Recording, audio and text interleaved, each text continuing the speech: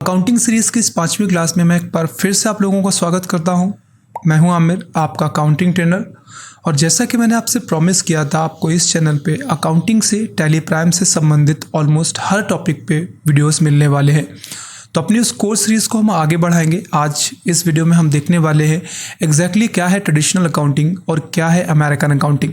अगर आपको याद हो तो इससे पहले की क्लास में मैंने आपको हिस्ट्री ऑफ अकाउंटिंग बताई हुई है। ये भी बताया है कि टैली के अब तक कितने वर्जन्स आए हैं, टैली कंपनी को एग्जैक्टली किसने फाउंड किया था, और जब इस कंपनी को इस्टेब्लिश किया गया था तब इस कंपनी का एग्जैक्टली नाम क्या था। आज उस वीडियो के आगे की क्लास है।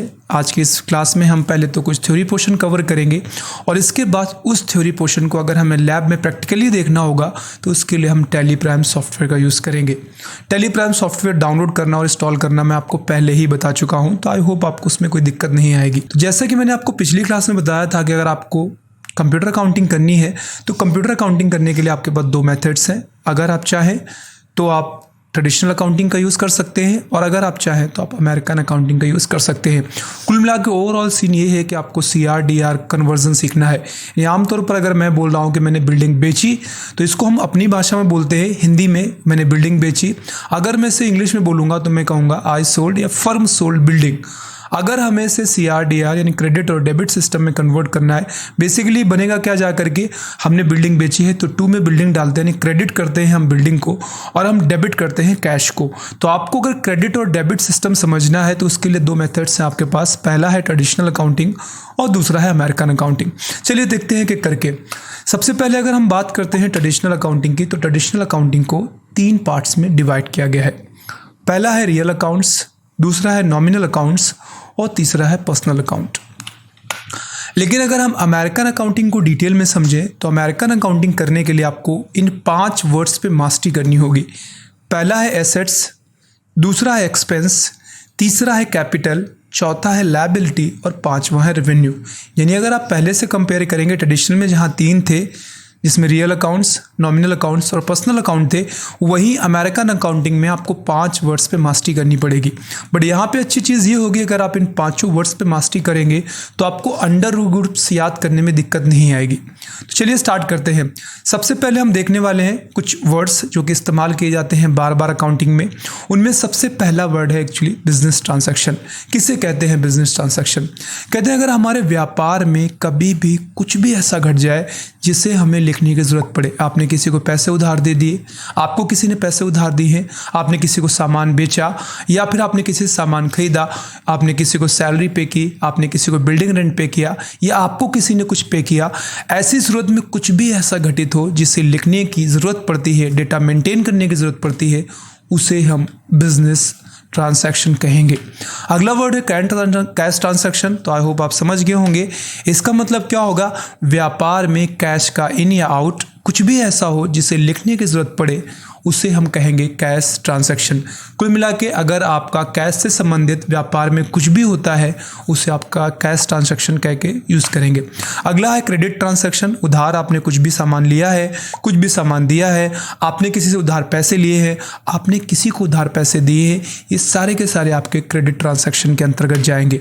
वहीं अगर हम बात करते हैं क्रेडिटर कौन होता है, तो क्रेडिटर हमारा सप्लायर है। अगर आप बिजनेस कर रहे हैं तो आप किसी से माल भी खरीदेंगे, हो सकता है कि वो माल आप क्रेडिट पे खरीदें, उन्हें उधार खरीदें, तो जिससे आप माल खरीदेंगे वो आपका क्रेडिटर कहलाएगा। बेसिकली आप इसको सप्लायर कह सकते हैं, हमारे लिए कर्ज यानी लायबिलिटी कहलाते हैं। अगला वर्ड है डेप्टर। डेप्टर का मतलब क्या होता है?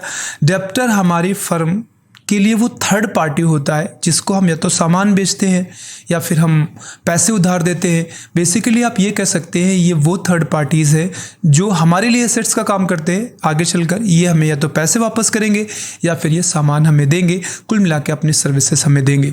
तो यहाँ पे कुछ वर्ड्स हैं जो बार बार यूज़ होंगे। आई होप आपको समझ आ गया होगा क्या है business transaction, cash transaction, credit transaction, creditor and debtor.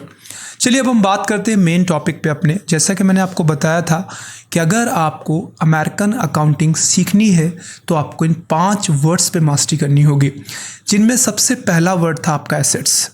दूसरा एक्सपेंस था, तीसरा कैपिटल, चौथा लायबिलिटी और पांचवा रेवेन्यू। चलिए सबसे पहले हम जान लेते हैं भाई एसेट्स होते क्या है। देखिए एसेट्स को हम आमतौर पर अपनी भाषा में प्रॉपर्टी कहते हैं। तो आप ये कह सकते हैं जो भी आपकी प्रॉपर्टीज़ है अगर हम उसे अकाउंट्स की भाषा में प्रोनाउंशिएट करेंगे उसे हम एसेट्स कहेंगे। डेफिनेशन क्या है? कैसे एसेट्स हर एक वो चीज़ है जिसका लाभ हमारी फर्म के द्वारा हमारे द्वारा भविष्य में लिया जाएगा। आपके पास कुछ भी ऐसा है, मान लीजिए मेरे पास कार है तो उसका लाभ मैं भविष्य में लूँगा, प्रेजेंट में यूज़ करूँ ना करूँ इसका कोई फ़र्क नहीं पड़ता, बट मैं उसका लाभ फ्यूचर में अवश्य ही लूँगा। तो यहाँ पर हमारी कार क्या होगा, हमारे लिए एसेट्स हो जाएगा, भविष्य में यूज़ करूँगा।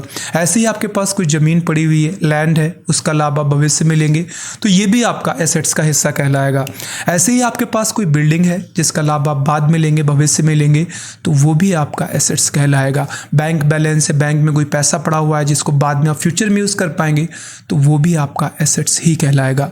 यहाँ पर मशीन है, कोई टूल है, जो भी चीज़ें हैं आपके पास, बेसिकली मैंने आपको पहले ही बताया है कि जितने भी आपकी प्रॉपर्टीज़ हैं उसको ही हम अकाउंट्स की भाषा में एसेट्स कहते हैं। तो हर एक वो चीज़ जिसका लाभ आप भविष्य में लेते हैं वो आपका एसेट्स कहलाता है।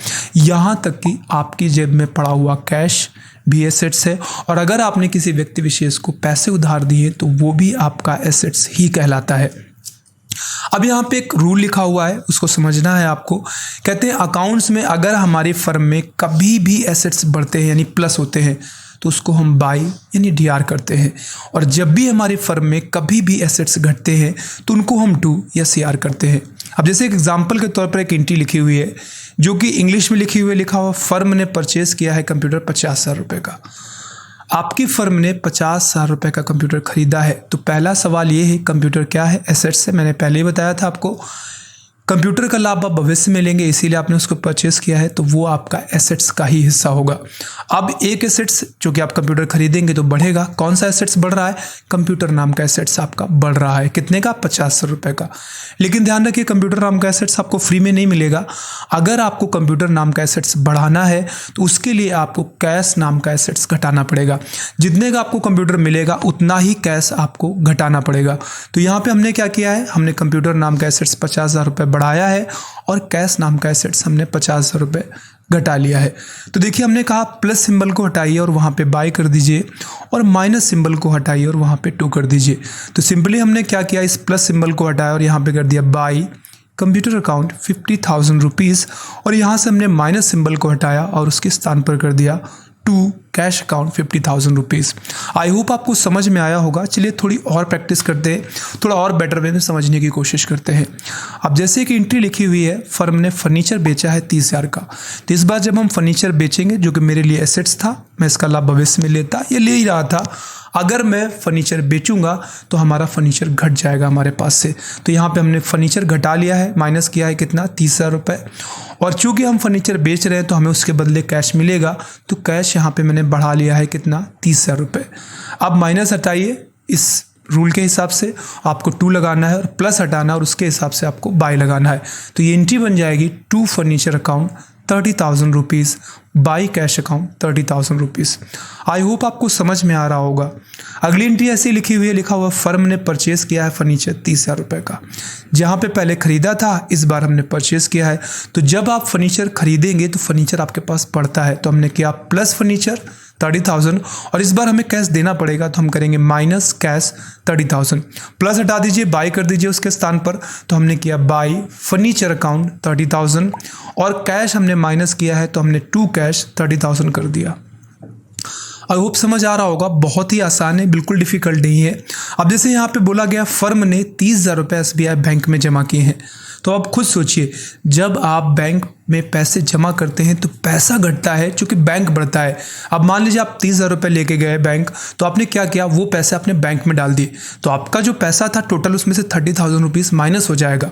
लेकिन वही आपका वो बैंक जिसमें आप पैसा डिपॉजिट करोगे वो बैंक आपका बढ़ जाएगा। तो यहाँ पे हमने क्या किया है, अपने SBI बैंक को 30,000 रुपये से बढ़ा लिया है और कैश अपना 30,000 रुपये से घटा लिया है। अब एंट्री करेंगे तो प्लस हटा देंगे तो हो जाएगा बाय SBI अकाउंट 30,000, और माइनस करेंगे यहाँ से तो माइनस को हटाकर टू करेंगे, तो ये हमारा हो जाएगा टू कैश अकाउंट 30,000 रुपीज़। अब यहाँ पे अगली एंट्री लिखी हुई है, लिखा है फर्म ने इस बार ज़मीन परचेज की है 5 लाख रुपए की। 5 लाख की आप लैंड खरीदोगे तो ऑब्वियस सी बात है लैंड बढ़ेगी और कैश घट जाएगा। वही हुआ है, लैंड बढ़ा है 5 लाख और कैश घटा दिया है, यानी by land account 5 lakh to cash account 5 lakh. अगली एंट्री लिखा हुआ फर्म ने इस बार मशीन परचेज की है 10 लाख की, तो 10 लाख की मशीन बढ़ा लीजिए और कैश घटा लीजिए, तो by machine account 10 lakh and to cash account 10 lakh. इस बार फर्म ने ट्रांसफ़र किया है 5 लाख रुपए अपने बीओबी बैंक से अपने एसबीआई बैंक में। तो सिंपल सी बात है, जिस बैंक से जिस बैंक में ट्रांसफ़र करेंगे, जिस बैंक से माइनस करेंगे क्योंकि उससे ट्रांसफ़र हो रहा है पैसा और दूसरे बैंक में जमा हो जाएगा। तो हमारे एसबीआई बैंक में जमा हो गया 5 लाख रुपए, तो एसबीआई बैंक हमने बढ़ा लिया है 5 लाख और अपने बीओबी बैंक को हमने घटा लिया है 5 लाख रुपए, क्योंकि उस बैंक से पैसा निकला है। फाइनल एंट्री बन गई जाके by SBI account 5 lakh to BOB account 5 lakh. I hope आपको समझ में आ रहा होगा। तो इस तरीके से ये एंट्रियां हमने कवर की। अब इन एंट्रियों को और बेहतर से समझने के लिए अगर आपको इसको टैली प्राइम में इन एंट्रीज को पास करना है तो उसके लिए पहले आपको ये पता होना चाहिए कि एसेट्स एग्जैक्टली कितने प्रकार के होते हैं। हमने कहा हर एक वो चीज़ जिसका लाभ हम भविष्य में लेंगे वो सारे हमारे एसेट्स कहलाएंगे। एसेट्स भी लेकिन कुछ पार्ट्स होते हैं उसके। एसेट्स को बेसिकली उनकी फंक्शनैलिटी के हिसाब से 3 पार्ट में डिवाइड किया गया है। सबसे पहला पार्ट है करंट एसेट्स, दूसरा है नॉन करंट जिसको कुछ लोग फिक्स एसेट्स के नाम से जानते हैं, एंड तीसरा है फिक्स टीटीएस एसेट्स। अगर हम बात करें क्या होते हैं एग्जैक्टली करंट एसेट्स, तो करंट एसेट्स देखिए आपके पास हर एक वो चीज़ जिसका लाभ आप भविष्य में लेते हैं वो आपके एसेट्स कहलाते हैं, लेकिन हर एसेट्स की एक वैलिडिटी होती है। मान लीजिए आपके पास कोई ऐसा एसेट्स है जो कि जिसका आप लाभ साल के अंदर ही लेंगे। जैसे यहाँ पे लिखा हुआ करंट एसेट्स वो एसेट्स होते हैं जिनका लाभ हमारी फर्म साल भर के अंदर ले लेगी, उससे हम कहते हैं करंट एसेट्स। एग्जांपल, कैश है आपका, दिन में 4 बार बदलता है, महीने में 56 बार बदलेगा, क्योंकि अभी मेरे जेब में कुछ पैसा पड़ा है, कुछ हमें सामान खरीदना पड़ेगा, उसका स्टेटस बदल जाएगा। तो वही कह रहा है ऐसे एसेट्स जिनका स्टेटस बदलता रहता है वो हमारे करंट एसेट्स कहलाते हैं। एग्जाम्पल में आपने अगर करंट अकाउंट खोल रखा है बैंक में और आप उसमें कोई पैसा जमा करते हैं तो वो आपका करंट एसेट्स है, क्योंकि छोटा मोटा कोई भी ट्रांजेक्शन होता है आप उसी से करते हैं। वहाँ पर पड़ा हुआ पैसा बहुत लंबे समय तक नहीं रुकेगा, वो चेंज होता रहता है, इसीलिए वो आपका करंट एसेट्स है। ऐसे ही आपको बता रहा है आपके हाथ में जो भी पैसा है तो ऑब्वियस सी बात है खर्च होता रहेगा। कभी सैलरी पे करेंगे, कभी बिल्डिंग रेंट पे करेंगे, कभी हम किसी को वेजेस पे करेंगे, तो वो पैसा हमारा घटेगा और बढ़ेगा दोनों, तो इसलिए हमारा एक करंट एसेट्स ही होगा। डेब्टर आपने किसी को पैसे उधार लिए हैं तो आई होप आपको पता होगा कि बहुत लंबे समय तक के लिए हम पैसों को उधार नहीं देते, हम वो पैसे अपने साल भर के अंदर ही ले लेंगे, इसीलिए हम उसको डेब्टर को भी करंट एसेट्स के अंतर्गत रखते हैं। इसके अलावा प्रीपेड एक्सपेंसेस है। मान लीजिए मैं किसी वर्कर को लेके आया हूँ, उससे काम नहीं कराया, हमने उसको एडवांस में कुछ पैसे दिए हैं और हमने कहा कल से काम स्टार्ट कर दो, तो ये भी आपके करंट एसेट्स में आएंगे, क्योंकि इनका लाभ आप बहुत जल्द देने वाले हो। किसी को हम एडवांस पैसे साल 2 साल के लिए नहीं देते हैं, हम एडवांस पैसे बहुत ज़्यादा खींचकर 1 महीने के लिए ही देते हैं, तो प्रीपेड एक्सपेंसेस में आपके इसी में आ जाएंगे। इसी तरीके आपने कोई सामान खरीदा है, स्टॉक है आपके पास, वो भी आपका करंट एसेट्स ही कहलाएगा। ऐसे कोई लिक्विड फॉर्म में आपके पास एसेट्स है, तेल है, सैनिटाइज़र है, वाटर है, कुछ भी आपने लिक्विड के फॉर्म में स्टोर किया है जिसको आप बहुत लंबे समय तक स्टोर नहीं कर सकते, वो सारी चीज़ें आपकी करंट एसेट्स ही कहलाती हैं। अब हम बात करते हैं फिक्स एसेट्स। तो मैंने कहा करंट एसेट्स का उल्टा है, लॉन्ग टर्म तक स्टोर हो सकता है, इसको आप जितने दिन तक चाहे स्टोर कर सकते हैं। लिखा हुआ फिक्स एसेट्स वो एसेट्स होते हैं जिनका लाभ हमारी फर्म के द्वारा साल भर के अंदर तो लिया ही जाएगा, इसके साथ साथ और भी लंबे समय तक लिया जा सकेगा।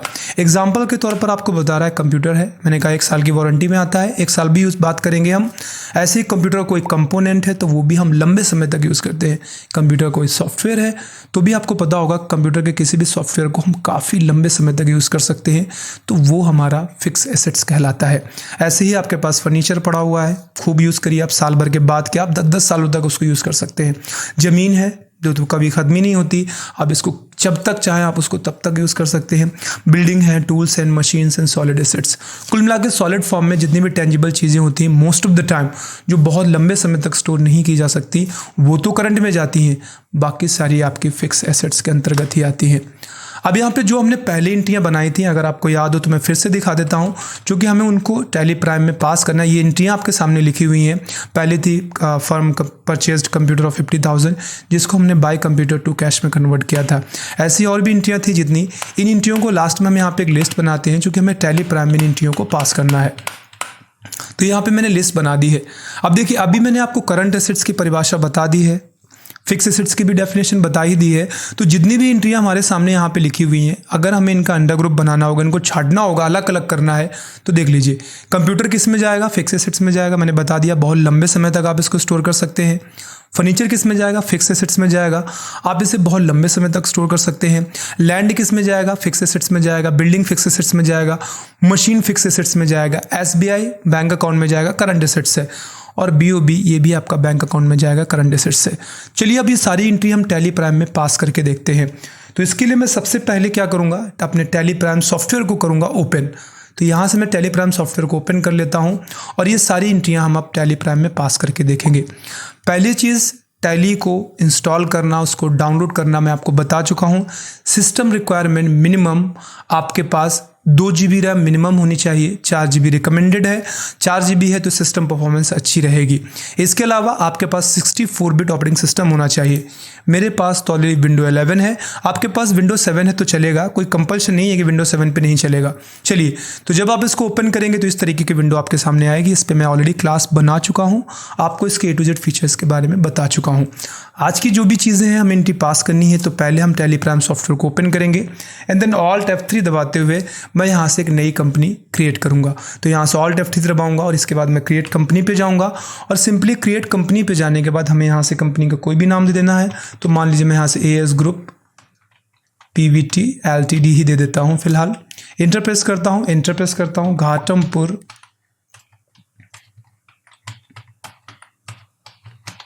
कानपुर नगर। एंटर प्रेस करूंगा। एड्रेस में बहुत ज़्यादा चेंजेस नहीं करता हूं मैं। स्टेट के लिए मैं यू प्रेस करूंगा एंड उत्तर प्रदेश यहाँ से सेलेक्ट करूंगा। इसके बाद पिन कोड डाल देता हूं 209206। आपके पास मोबाइल नंबर है, आप मोबाइल नंबर, जारी की सारी डिटेल्स जितनी आप भर सकते हैं वो यहाँ से आप फिलअप कर दीजिए। आपका अकाउंट्स बुक कब से स्टार्ट हो रहा है, तो मेरा 1 अप्रैल 2022 से स्टार्ट हो रहा है। ये एक एजुकेशनल वर्जन है, वैसे भी हमारा जो फाइनेंशियल ईयर होता है वो 21, 22, 23, 24 ऐसे ही रहता है। तो मेरा फिलहाल फाइनेंशियल ईयर जो होगा वो होगा 22-23। अगली विंडो में जब आप पहुंचेंगे तो यहाँ पे हालांकि कुछ जीएसटी सेटिंग्स करनी होती है। अभी हम जीएसटी सेटिंग्स वगैरह नहीं करेंगे, ये हम आगे करेंगे, क्योंकि अभी हमने कोर्स स्टार्ट किया है। जीएसटी वगैरह की एंट्रीज हम बाद में पास करते हैं, अभी फिलहाल हमने स्टॉक नहीं बनाया है। तो यहाँ से मैं बेसिकल स्केप करके बाहर आना है। अब एंट्री पास करने के 2 तरीके हैं, चाहे तो पहले से आप अलग से लेजर से बना लीजिए, बाद में आप एंट्री पास करिए, या फिर आप एंट्री पास करते करते लेजर बनाते जाइए, चॉइस आपकी होगी। तो यहाँ से मैं दोनों एक काम करता हूँ एक साथ, मैं एंट्री पास करते करते लेज़र बनाता हूँ। सबसे पहले हम वाउचर्स पे पहुँचेंगे। एंट्री पास करने के लिए आपको वाउचर्स में जाना होगा। ध्यान रखिए जो भी एंट्रियाँ होती हैं, मैंने आपको पहले बताया, जो भी लेन देन होता है, इस लेन देन को हम जहाँ लिख कर सेव करते हैं उसको ट्रांसैक्शन ही कहा जाता है। तो जैसे पहली एंट्री में कुछ हुआ था, मैं आपको चेक करा देता हूँ। यहाँ पे लिखा हुआ बाय कंप्यूटर 50,000 टू कैश 50,000। इसका मतलब है कंप्यूटर खरीदा है 50 का और उसके बदले कैश दिया है। तो यहाँ पर पहले आपको ये समझना पड़ेगा एग्जैक्टली क्या हुआ है, आपने पैसा लिया है या आपने पैसा दिया है।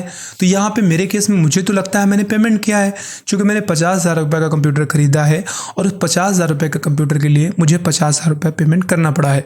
तो यहाँ पे मैं क्या करूँगा, सबसे पहले ही वाउचर पोर्शन पे जाऊँगा और वाउचर पोर्शन पे जाने के बाद मुझे पेमेंट ही सिलेक्ट करना है। देखिए सिलेक्टेड है ऑलरेडी। अब यहाँ से मुझे कंप्यूटर टाइप करना था, बाय में कंप्यूटर, तो वो तो कंप्यूटर आ नहीं रहा चूँकि मैंने लेज़र नहीं बनाया है। तो आपको क्या करना है, सबसे पहले क्रिएट पे जाना, ऊपर दिख रहा था आपको, और यहाँ पे आपको टाइप कर देना है कंप्यूटर। एंटर प्रेस करें। याद हो तो कंप्यूटर क्या होता है, फिक्स एसेट्स होता है, मैंने आपको बता दिया था। कंट्रोल लेकर के फिलहाल मैं सेव करता हूँ। 50,000 रुपये का है तो यहाँ से मैं 50,000 रुपये एंटर करूँगा एंड देन एंटर प्रेस करूँगा। 2 में हमारा कैश आएगा, मैं कैश कर देता हूँ यहाँ से select, enter enter enter enter and save. ये हो गई हमारी पहली एंट्री। बहुत आसान है, मैं आपको चेक करके दिखा दूं कहाँ पे दिखेगी।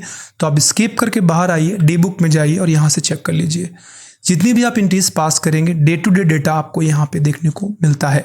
चलिए अगली एंट्री पास करने के लिए फिर से मैं वाउचर पे जाऊँगा। एक बार मैं एंट्री को दोबारा चेक करता हूँ।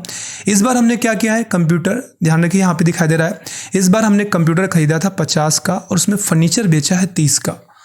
तो 50 का कंप्यूटर खरीदा तो आपको 50 कैश देना था, लेकिन आपने क्या किया, उसके बदले 30 का फर्नीचर दे दिया, फिर भी आपको 20,000 रुपये कैश देना पड़ेगा। ठीक है ना। तो हमने कंप्यूटर बढ़ाया और फर्नीचर कम किया 30 और 20 हमने कैश कम किया, तो कुल मिला के कैश के रूप में हमने पेमेंट किया है कितना, 20,000 रुपये।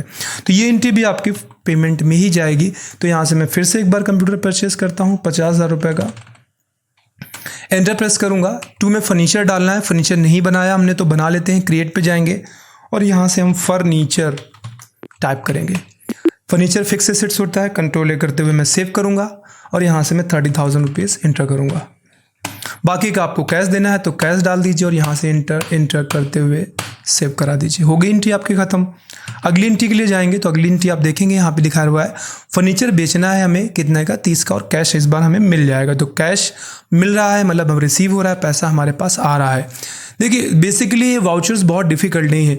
अगर आपके पास कहीं से भी पैसा आता है कैश या बैंक के रूप में तो वो आपके लिए रिसिप्ट हो जाता है, और आप अगर किसी को देते हैं तो वो पेमेंट हो जाता है।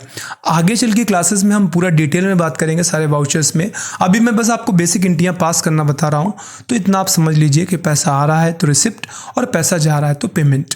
अब जैसे अगली एंट्री में क्या किया, हमने फर्नीचर बेचा है तो रिसिप्ट किया, क्योंकि पैसा तो रिसीव होगा ना, फर्नीचर तो चला जाएगा बट पैसा हमें मिल जाएगा। तो हम क्या करेंगे, यहाँ से हमें F6 करना है या रिसिप्ट करना है। अब क्या बेचना है, फर्नीचर, तो फर्नीचर 2 कर दीजिए, माइनस कर दीजिए, कितने का था, 30,000 रुपये का, 30,000 डाल दीजिए और यहाँ से बाई में कैश कर दीजिए। तो यहाँ से मैं कैश कर देता हूँ और यहाँ से आप इंटर करते हुए आप इसको सेव करा दीजिए। होगी एंट्री आपकी ख़त्म। अगली एंट्री आपको देखनी होगी। तो यहाँ पर हमने क्या किया, ज़मीन हमने खरीदा है 5 लाख का और बिल्डिंग बेची 15 लाख की। अब देखिए 5 लाख की अगर आप ज़मीन खरीद रहे हो, 15 लाख की बिल्डिंग बेच रहे हो, तो पैसा आपको मिलेगा या जाएगा आपके पास से? ऑब्वियस सी बात है कि आप बिल्डिंग बेच रहे हो 15 लाख की तो 15 लाख रुपए आपको मिलता, लेकिन उसमें से 5 लाख रुपए तो आपको लैंड वाले को देना था, तब भी 10 लाख रुपए आपको मिलेगा, यानी कि आपके पास पैसा रिसीव होगा, आपके पास पैसा बढ़ेगा। तो फिर से इस एंट्री को पास करने के लिए हमें रिसिप्ट पे ही रहना है। और अब हमें क्या करना है, चूंकि हमें 2 में बिल्डिंग डालनी होगी, ऊपर नीचे से कोई मतलब नहीं है, जो भी पहले पूछेगा वो डालिए। तो यहाँ पे हम आएंगे और हम इस बार बिल्डिंग बना लेते हैं। चलिए, फिक्स एसेट्स रहता है, कंट्रोल ए करके सेव कराएंगे। बिल्डिंग का रेट है 15 लाख रुपए, तो यहाँ से मैं 15 लाख रुपए एंटर करूंगा। अब लैंड में ले लेता हूं तो लैंड बना लेते हैं, LAND। फिक्स एसेट्स है, कंट्रोल ए करके सेव करेंगे, कितने की है, 5 लाख रुपए की। एंटर प्रेस करेंगे, फिर से आएंगे, बाकी का कैश हमें रिसीव करना है 10 लाख रुपए। इंटर करते हुए हम इसको सेव करा देंगे। तो ये हमारी एक और एंट्री कंप्लीट हो गई। अगली एंट्री में लिखा हुआ मशीन हमने इस बार खरीदी है कितने की, 10 लाख की, और फर्नीचर हमने बेचा है 50,000 रुपये का। तो ध्यान रखिए इस बार फिर भी आपको 9,50,000 तो देना पड़ेगा भाई। क्यों? क्योंकि सामान जो आपने खरीदा है वो 10 लाख का था और जो आपने बेचा है वो मात्र 50,000 रुपये का ही है। तो मैं क्या करता हूँ, इस बार देना पड़ेगा तो पेमेंट सेलेक्ट करेंगे। यहाँ से मैं पेमेंट सेलेक्ट करूँगा और क्या मुझे खरीदना है, मशीन। तो यहाँ से मैं पहले मशीन बनाऊँगा, क्रिएट पे जाऊँगा एंड देन मशीन यहाँ से टाइप करूँगा। फिक्स एसेट्स है और यहाँ से हम कंट्रोल ए करके सेव कराएंगे 10 लाख। इंटर प्रेस करेंगे एंड देन इसके बाद हमें यहाँ से क्या करना है, हमें बेचना है क्या, फर्नीचर। यस, 50,000 रुपये का, तो फर्नीचर सेलेक्ट करेंगे एंड यहाँ से हम 50,000 रुपीज़ का बेचेंगे और बाकी का हम कैश यहाँ से दे देंगे और हमारा 9,50,000 रुपये कैश हमें देना पड़ेगा। तो ये एंट्री हो गई कंप्लीट हमारी। अब यहाँ पे लास्ट एंट्री एक और लिखी हुई है, वो भी देख लीजिए। लिखा हुआ इस बार हमने क्या किया था, हमने अपने SBI बैंक में, मतलब BOB बैंक से पैसे ट्रांसफ़र किए हैं SBI बैंक में। ये आपको दिखाई दे रहे हैं सबसे लास्ट में। तो ये ध्यान रखिए, ना तो पेमेंट है ना तो रिसिप्ट है, आप ही का पैसा था, आपने एक बैंक से दूसरे बैंक में ट्रांसफ़र कर लिया, तो ये आपकी कॉन्ट्रा के अंतर्गत जाएगी। तो मैं यहाँ से क्या करूँगा, कॉन्ट्रा सेलेक्ट करूँगा। BOB से ट्रांसफ़र करना है तो पहले बनाते हैं BOB, एंटर प्रेस करेंगे। ये हमारा बैंक अकाउंट होगा। ध्यान रखिए करंट एसेट्स के अंतर्गत जाता है। कितने था, पैसे हमने ट्रांसफ़र किए 50,000 रुपये, तो हम 50,000 रुपये टाइप करेंगे। एक बार फिर से चेक करते हैं, 5 लाख थे तो रिवर्स करूँगा, शिफ्ट टैब दबा के वापस जाऊँगा और 5 लाख टाइप करूँगा, एंटर प्रेस करूँगा। आगे बढ़ जाएंगे हम और यहाँ से हमें SBI सेलेक्ट करना है तो मैं SBI बना लेता हूँ एंड कंट्रोल ए करते हुए इसको सेव कर लेता हूँ। अब आपको सारी एंट्रियाँ देखनी है तो स्केप करके बाहर आइए, डे बुक में जाइए, सारी की सारी एंट्रियाँ आपको दिखाई दे रही हैं। इसमें हमने टोटल मिला के 2 रिसिप्ट में, 3 पेमेंट में और 1 कॉन्ट्रैक्ट के अंतर्गत एंट्रियाँ पास की हैं। टोटल मिला के आपका जो भी पैसा ट्रांजैक्शन हुआ है वो आपको यहाँ पे दिखाई दे रहा है। तो उम्मीद करता हूँ आपको एसेट्स समझ में आया होगा और एसेट्स की एंट्रियाँ भी समझ में आई होंगी और उनको एग्जैक्टली हमें टैली प्राइम में पास करना है, ये भी समझ आ गया होगा।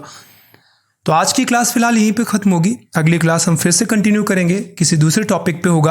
आज चूंकि हमने एसेट्स खत्म किया है तो कल की क्लास में हम एक्सपेंसेस देखेंगे, समझेंगे क्या होते हैं एग्जैक्टली एक्सपेंसेस, कितने प्रकार के होते हैं और टैली प्राइम में एक्सपेंसेस की एंट्री किस तरीके से की जाती है। आज की क्लास फिलहाल यहीं पे खत्म होगी। वीडियो पसंद आई है, क्लास पसंद आई है तो वीडियो को लाइक कर सकते हैं, चैनल को सब्सक्राइब कर सकते हैं, साथ ही साथ बेल आइकन पे हिट कर सकते हैं ताकि जैसे ही कोई भी नया वीडियो आता है हमारे एंड से आपको उसका नोटिफिकेशन मिल जाए सबसे पहले। आज के लिए इतना ही, बहुत जल्द मिलते हैं, तब तक अपना ख्याल रखिए। Bye bye and take care.